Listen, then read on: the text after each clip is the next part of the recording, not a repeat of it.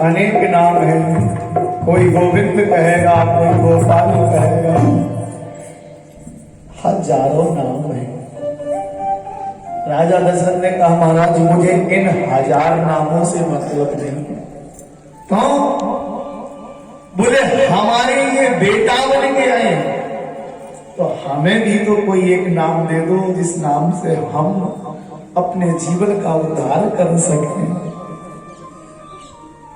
कोई एक नाम हमें भी दे दो जिससे हम अपने जीवन का उद्धार कर सकें। सच बात यही है। कुछ लोग हमसे ये बात पूछते हैं महाराज जी हम भगवान से कौन सा रिश्ता बनाएं, क्या कहें? मेरा मत ये कहता है तुम भगवान से चाहे जौन सा भी रिश्ता बना लोगे, परमात्मा तुम्हें उसी रिश्ते में दिखने लगेगा। भगवान को तुम बेटा बना लो तो भगवान तुम्हें बेटा के रूप में दिखेगा। भगवान को तुम पिता बना लो तो भगवान तुम्हें पिता के रूप में दिखेगा। भगवान को तुम सखा मित्र बना लो तो परमात्मा तुम्हें मित्र के रूप में दिखेगा। तुम दामाद बना लो, दामाद के रूप में दिखेगा। कोई भी रिश्ता लेकिन ईमानदारी का रिश्ता हो, सच्चा रिश्ता हो, और अगर तुम्हारा सच्चा रिश्ता है राम के साथ तो उसी रिश्ते में तुम्हें भगवान दिखने लगेगा। राजा दशरथ ने कहा महाराज दुनिया में लोग इन्हें किसी भी नाम से जाने मुझे कोई फर्क नहीं है, लेकिन आप मुझे भी तो कोई नाम बता दीजिएगा कि मैं किस नाम से अपने बेटा को बुलाऊं। गुरु जी ने कहा राजा दशरथ तुम समझ नहीं रहे हो, तुम्हारा बेटा क्या है? सुख है। क्या है? सुख। कैसे और इसका नाम क्या है? बाबा गोस्वामी जी कलम उठाते और लिखते हैं क्या? सो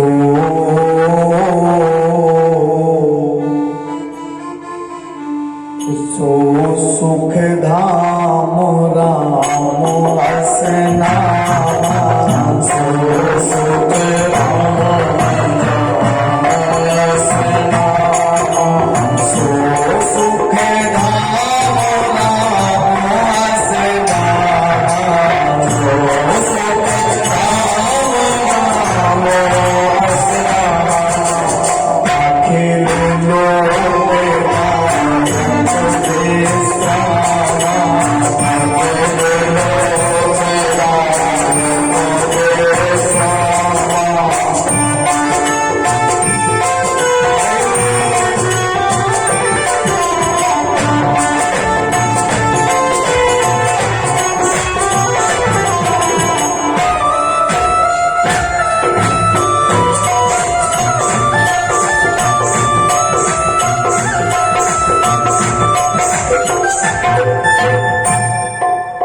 दशरथ जो बड़ा बेटा है वो क्या है? बोले सो सुख धाम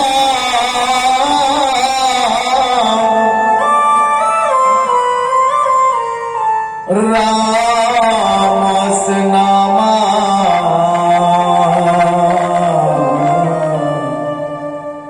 और अखिल लोकदायक विश्राम। तुम्हारा बेटा जो बड़ा बेटा है उसका नाम राम है, सारे संसार को सुख देने वाला है। क्या? सुख देने वाला। राजा दशरथ तुम्हारे घर में स्वयं सुख आ गया है और जिसका नाम राम है।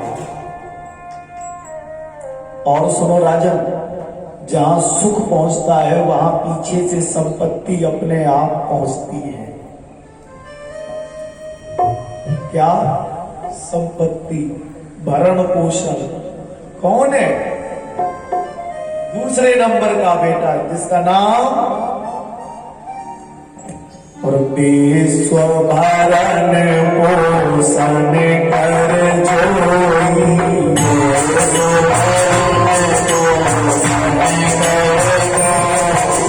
विश्व भरण पोषण कर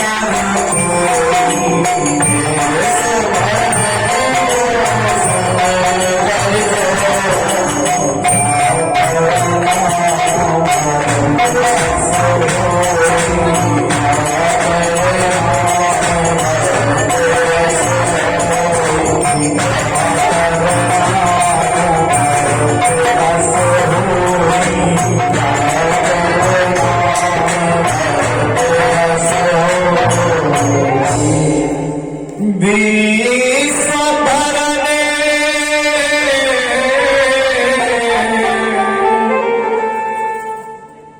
पोषण कर जोई,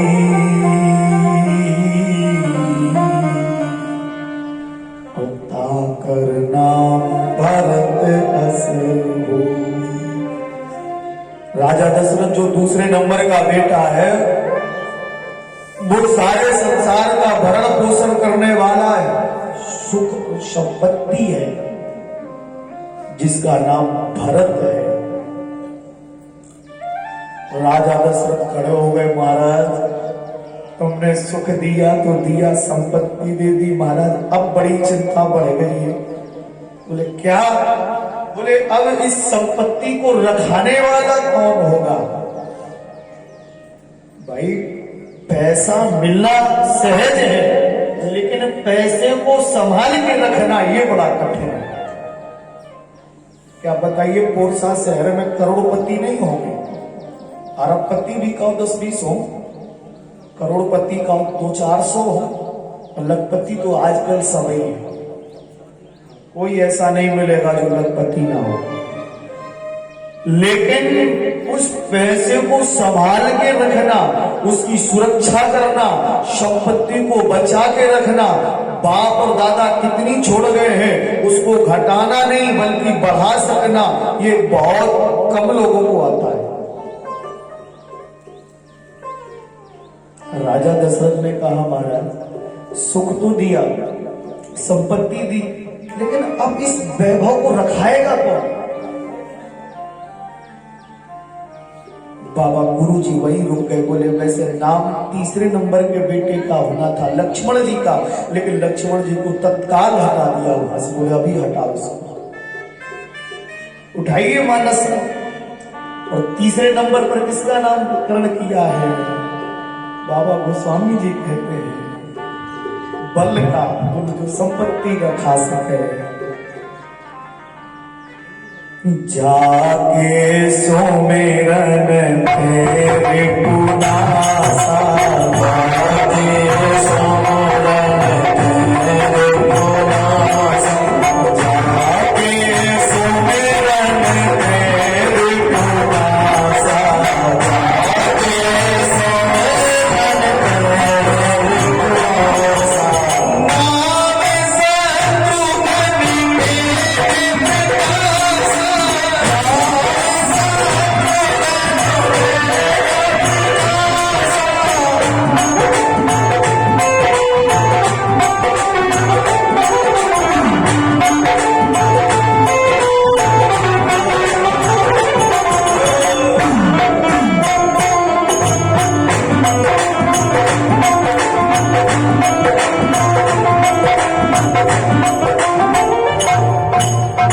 राजा दशरथ, तुम्हारे घर में जो तीसरे चौथे नंबर का बेटा है वो बड़े कमाल का है। क्या है? जाके सुमिरन ते रिपुनासा,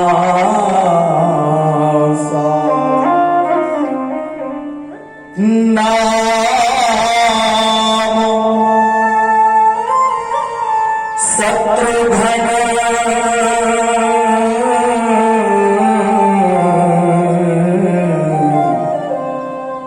वेद प्रकाश, जिसके स्मरण से शत्रुओं का नाश हो जाता हो, वो बेटा तुम्हारा चौथे नंबर का, इसका नाम शत्रुघ्न है।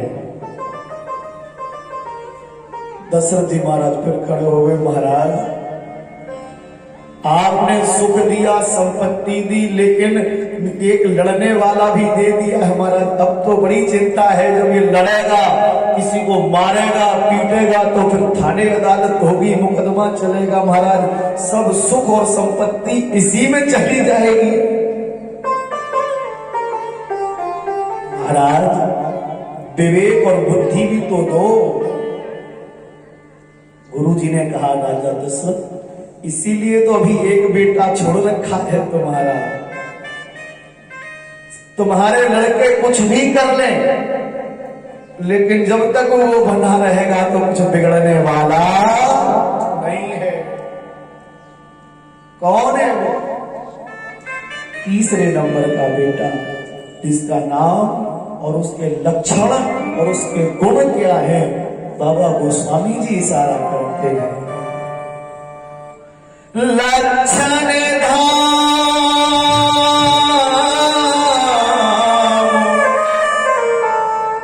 क्या भाव बाबा गोस्वामी जी ने इशारा रखा है। लक्षण धाम राम प्रिय सकल जगत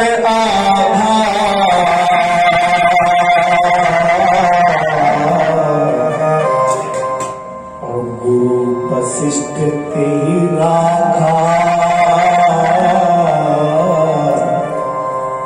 लक्ष्मण नाम पुरा। क्या नाम रखा? कैसे है राम जी? मैया समझदार हो, आप अंदर बैठी हो ना, सुरक्षित हवा नहीं लगेगी आप। लक्षण धाम राम प्रिय, गुणों के धाम है, बुद्धिमान है, और कैसा भी मामला हो हाल निपटा देते हैं।